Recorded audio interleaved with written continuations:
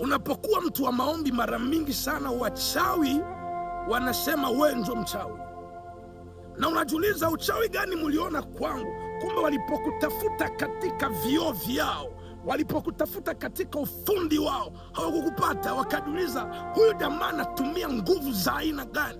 Kumbe wakujua ya kwamba siri yako ni maombi unayoifanya. Maombi inaweza kupatia biro yenye masomo ikukupa. Maombi inaweza kupatia huduma yenye teolojia ikukupa. Maombi inaweza kuikalisha na watu wenye wako wa nivo ya maisha yako.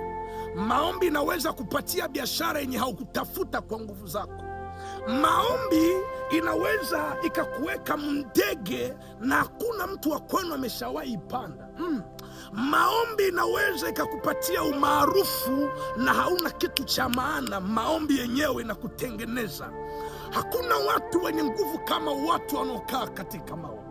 Maana unapokaa katika maombi unakaa ndani ya uwepo wa Mungu, na ukikaa ndani ya uwepo wa Mungu manake hauko tena mwanadamu.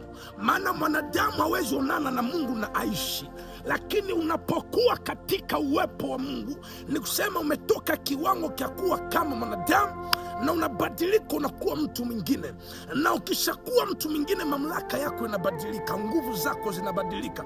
Watu wanakuona wanakuogopa, wachawi wanakuona wanakuogopa, walozi wanasema huyu jamaa anatosha wapi nguvu zake? Kumbe maombi ni nguvu zinazopeleka mtu viwango ambavyo hata wachawi wanaanza kumwogopa. Ninakuombea Mungu wa mbinguni awashe tena nguvu ya maombi ndani yako, ili ya kwamba watu watakao kuona waseme ndani ya mtu huyu mna Mungu wa kweli. Kipawa kinachoshirikizwa na nguvu ya maombi kinashawishi vizazi. Lord, I pray.